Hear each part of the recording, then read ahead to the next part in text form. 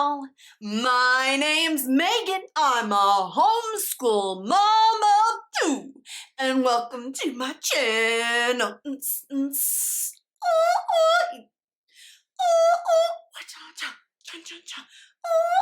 Yes, ma'am.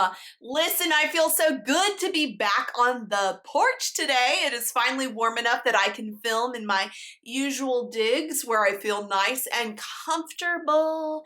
And I am so ready to get down to business. In today's video, I want to have a conversation with you guys about asking for help as home educators.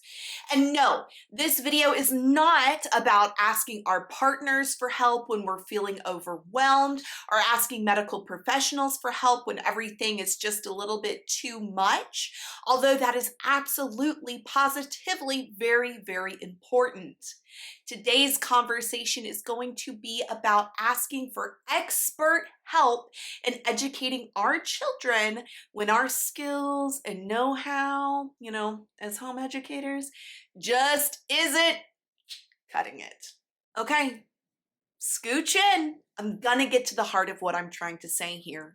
Have you ever suspected that your child's inability, and in this case, your student's inability to master a concept or progress in a skill is because of your lack of ability to teach them that specific something? Well, guess what? Sometimes the answer is yes. You may not be the right person to help your child, your student, move forward in math, science, reading, speech, whatever it may be. And that is okay. And if we're to be perfectly honest with ourselves, it's normal. I'm gonna repeat, it's normal. Y'all, if your kiddo decided tomorrow to become a professional skater, would you honestly take that responsibility of being their coach and teaching them how to skate on yourself? I mean, come on, who is expecting that of you? Unless you were out there and you had a background in professional skating, and then go you. But I myself can't get out there without the little walker things. You know what I'm saying? My point being, you are one person. You and your partner together, that's still two people, okay? You are not Superman, Supermom, Superdad. We like to take on these monikers, and it's just too much. I'm here to tell you, if the day hasn't come yet, it will. When there is something that you cannot teach your child, or at least not teach them as well or with as much success as another might be able to do. Now, let's be clear here, everyone. I'm really talking about perhaps your inability as a home educator to teach a specific subject or skill. And your inability to teach that specific subject or skill does not mean that you are disqualified from homeschooling. Like, honestly, okay? We don't have to throw the baby out with the bathwater here, y'all. Like, who does that, right? Anyways. But my point being, listen, if you are struggling in one arena or two or whatever, that doesn't mean that you need to cart your kids off to the old public school, right? You can still be a successful homeschooler. As homeschoolers, we have already put a tremendous amount of pressure on ourselves. We have made this abnormal choice, right? And because of that, there are times in which we feel attacked by society, friends, maybe even family members, right? And we then make the decision to hide our insecurities. We hide them because we are afraid of failing. We are afraid of becoming all of those bad stereotypes or weird little comments that we hear. We have internalized those voices, and when we operate from a place of fear, y'all, good things do not happen, and certainly solutions do not occur. When we take those insecurities and we hide them, and we are operating from a place of fear, we are building shame, not solutions. And when you allow yourself to, not allow yourself, I don't mean to say that in every instance. Sometimes shame is thrust upon us. But when you are living and operating and working in that circle of fear and in that circle of shame, you are going to start building walls between yourself and your community, between yourself and your family or friends. And let me just tell you, it's not good. It's not good. Okay? So we're not going to do that, right? We're going to do what Brene Brown, thank you, okay, tells us to do. And we are going to lead with that insecurity, even if it feels uncomfortable, maybe even a little unnatural. A lot of us are conditioned or raised to hide those insecurities because they are seen as weaknesses. But actually, when you do what Ms. Brown tells you and lead with that insecurity, it cannot be weaponized against you. Asking for help is a sign of strength. All right, I'm going to put this in the context of my homeschool so that hopefully all of my word vomit starts to make some kind of sense. And if I'm going to ask you to lead with your insecurities, then here's mine. This year, we have struggled with reading, and this is with my 7-year-old. Okay, we've had a program that we enjoyed, but it just wasn't working for us. And I started having that little thought in the back of my head that this was because I lacked the ability, the patience, the knowledge to teach my child how to read. And this, I'm talking about Winnie Mae, my 7-year-old, my oldest. And that was a very difficult conclusion to come to because I am that DIYer. I am that person of confidence who really thinks that, if you just stay after something long enough, you're going to get it. But what I was seeing was that I was putting a stigma on reading for my child. Okay, she was not enjoying coming to the table for those reading lessons because I think that she sensed my insecurities, she sensed my vulnerabilities, and not in a positive way. And it was also breaking trust between her and I. Because here I am as her mother who has made this choice for her to homeschool. She needs to trust that I can see this through, that I am building or helping her to build a bright future.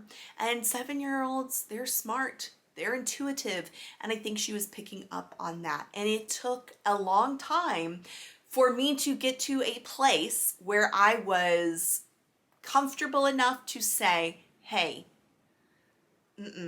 I don't think I'm the one. So what do you do in this day and age, right? When you kind of sensed that you're not the one to teach your child, insert whatever subject or skill you're struggling with.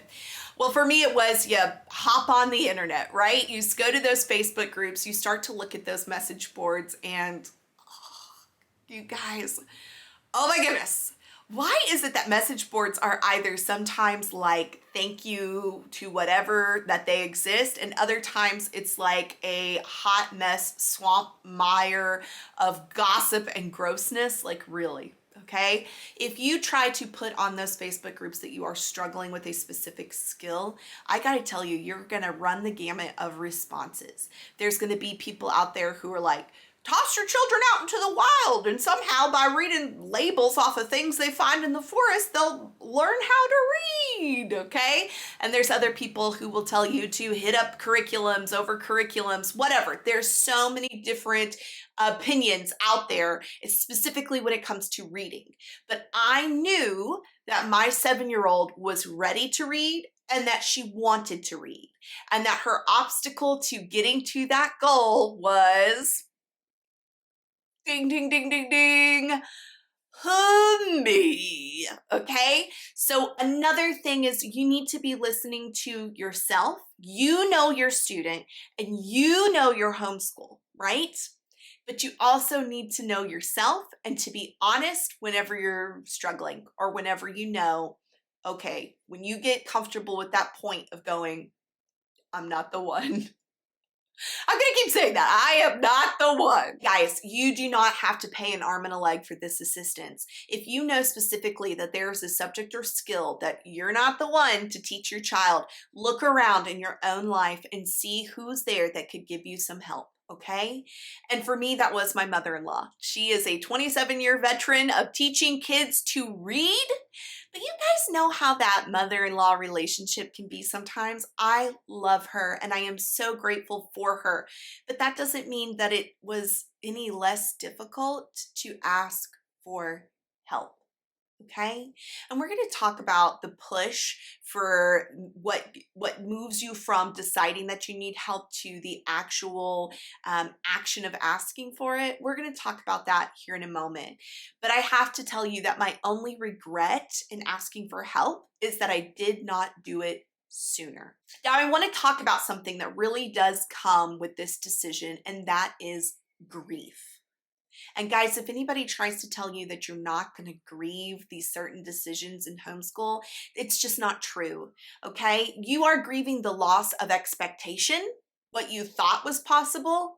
You're grieving the loss of finding your own limits, right? It's a very humbling experience. And you're grieving the loss of that perfect little homeschool that I'm sure you had in your mind, right? I mean, if Abraham Lincoln could teach himself how to read on a burnt out shovel in an ashy fireplace, why can't I teach my 7-year-old? But you guys, there is no merit in just spinning your wheels.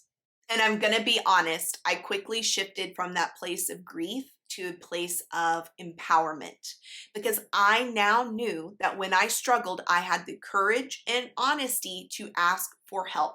I would find those solutions. And that is empowering. Okay? It is empowering. It does not make you feel weak. It makes you know that no matter what problem comes down the road, you're going to handle it. And if you can't handle it, if you're not the one, you're going to find the person who is. And that's just Julie Bogart 101 there too, folks, okay?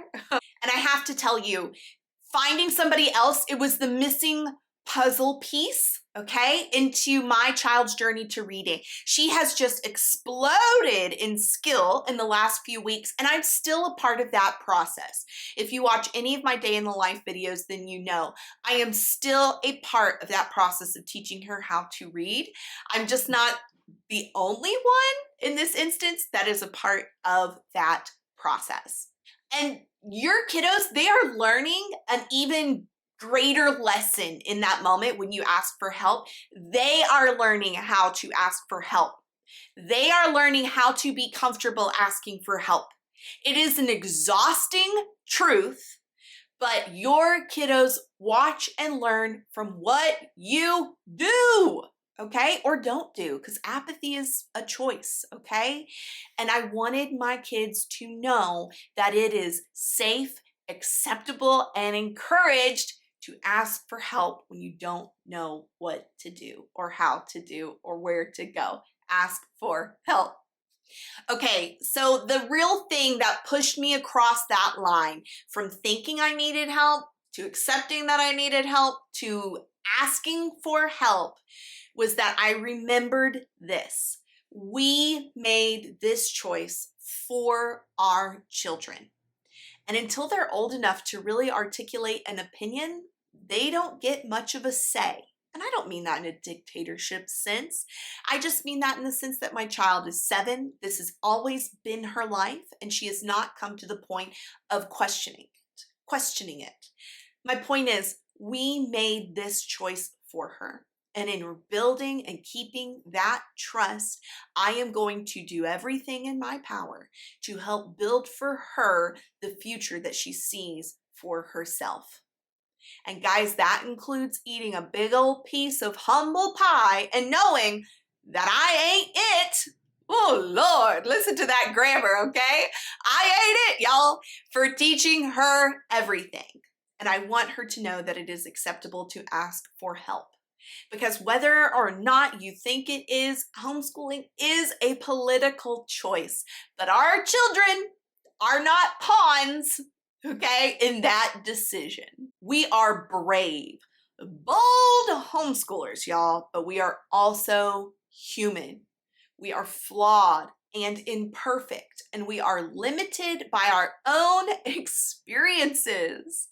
Asking for help is really like a badass homeschooler move.